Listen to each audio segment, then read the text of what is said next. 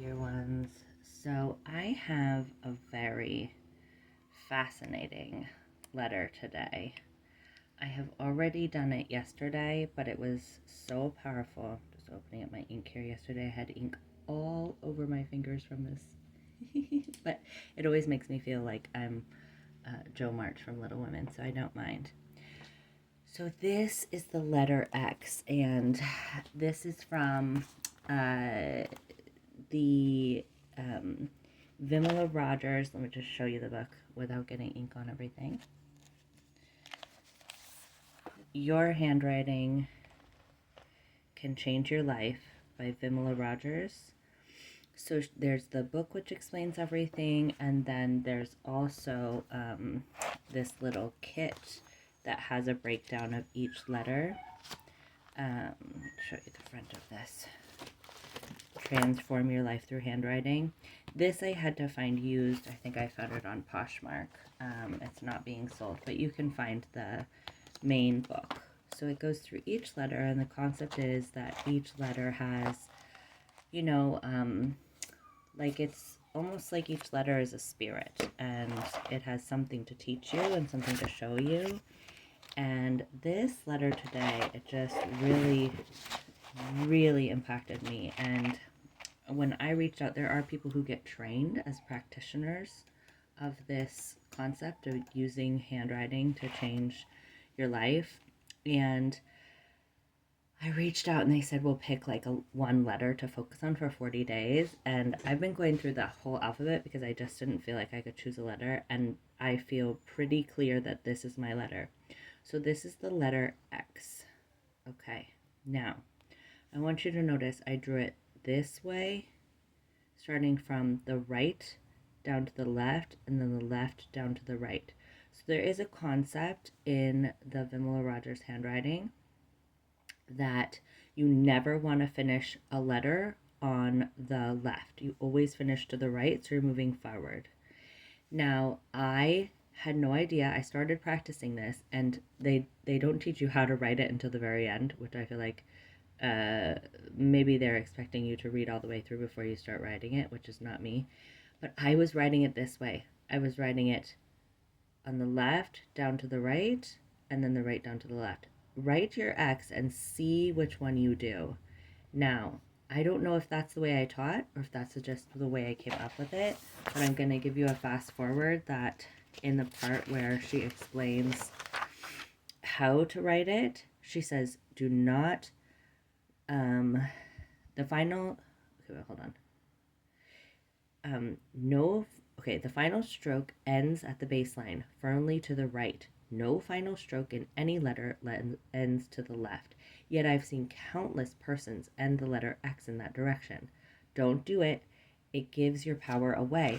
Which my theme for the past few months has been who's in charge, and navigating this experience that I'm having of coming into being in charge of my life. It's the first time in my life that I haven't had a landlord or a parent or a partner to be in charge of my housing. And this past year, when I've been having my own business, is the first time in my life when I haven't had a boss or a supervisor. And actually, when I got into speech pathology, I often said, like, I never want to run my own practice. I like having someone else be in charge. I don't want it to be, uh, me who's in charge. And it's so interesting because in every area of my life, I'm becoming the one who's in charge. I don't have a partner, so I'm in charge of my kid. Um, I do have a co parent, but when, you know, in my house, I'm the one who's in charge. And I don't have a landlord and I don't have a boss. So it's very interesting, very timely that this X came to me just as I'm exploring this. So, the soul quality of the letter X is reliance on our own clear inner authority. I know so many people, including myself, who struggle for a long time with the idea of how do I tell the difference between intuition and fear. Okay? I like to say intuition doesn't argue with you. So fear, if you go, well, should I do this? And fear will go like, I'll tell you all the reasons why, and I'm going to try to convince you. And in my experience, intuition doesn't do this. It's just like, yep, but you don't have to. It's not going to argue for it. Okay? But this is what I think is really interesting about the letter X. So she describes how it's actually 4 different V's. The letter X is 4 V's joined at the heart. The upper V says, I am open to all my thoughts, ideas, and creativity. Woo! Can you imagine? I am open to all my thoughts, ideas, and creativity. So, on face level, that sounds very nice. But I don't know about you, I have many thoughts that are not very nice. Creativity. All my thoughts, all of them, ideas and creativity. I have a lot of thoughts that are pretty nasty. I don't know about you. But that's an interesting one. So that upper V, this V here at the top, is I am open to all my thoughts, ideas, and creativity. The V to the left says, and I love how they all have this word open, I am open, this one is also hard, to the past,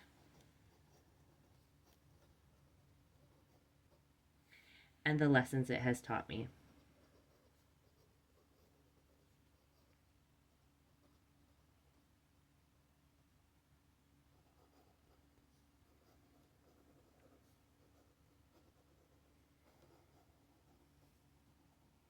And this one's lovely. I continue to grow in spirit. So that past never is going to stop growing you. I continue to grow in spirit, right? I spent my entire, not entire, but a good portion of my therapy session yesterday connecting with my infant part, who had an awful lot to say 43 years ago, but they still had a lot to say. Now, what was really interesting is the first time I went through this, I skipped the V to the right, which when you see what it is just hilarious. I am, subconsciously, I was like, nope, I can't do that one. I am open to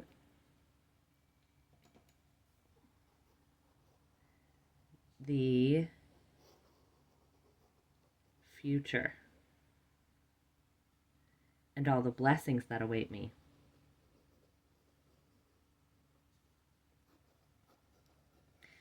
Blessings are really hard for me to receive, right? Good things. I have been working on how to receive good things. That can be a challenge for a lot of us. And I love this, that await me. They're already there, right? I am open. And I like how there's like time is really flowing in this. All right, the last one, the V at the bottom. I am open to all my relationships. Also a hard one for me. When my relationships are not smooth and easy and anyone's expecting anything or having anything to say to me,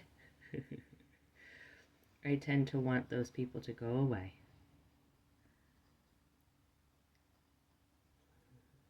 That was another big part of therapy. I was saying, well, it's not going to be better until they die about these people that I was struggling with.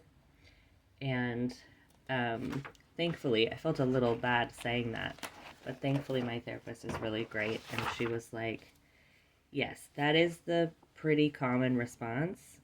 Oh, let's see. I am open to all relationships, past, present,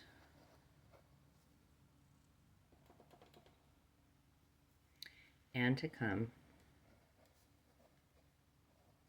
Oops, the O goes the other way.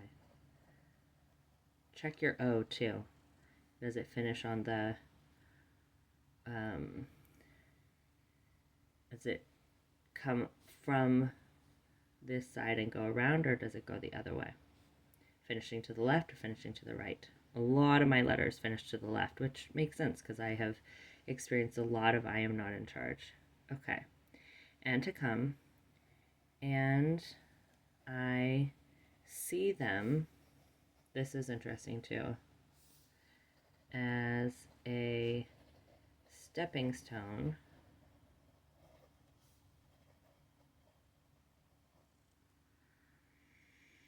in my spiritual growth. I just feel like I could spend the rest of my life contemplating these 4 phrases. And I'm definitely going to spend at least the next 40 days with them. 40 days, right? It's an interesting amount of time. I've heard it referred to as the mandala. Okay. When you ascribe the letter X, you are standing in a space of integrity and self-honesty, honoring your own inner authority to speak the truth and standing by it no matter the challenge. And then I love the declaration of intent. I stand by my decisions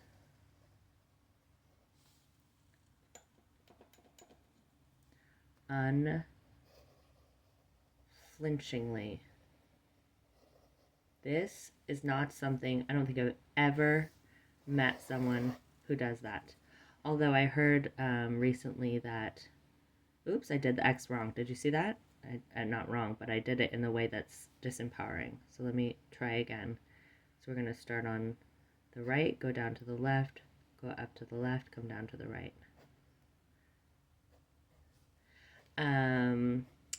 That Jeff Bezos, apparently, who's not someone I necessarily admire, but let's be honest, he has had quite a bit of reaching his goals, I guess we could say. I heard that he has a phrase, disagree and commit. And so it's like, okay, I stand by my decisions unflinchingly. For me, I feel like I could say I did my best with every single decision, because from what I understand from the nervous system, let me check the time. It might be time for my session. Hold on 1 second.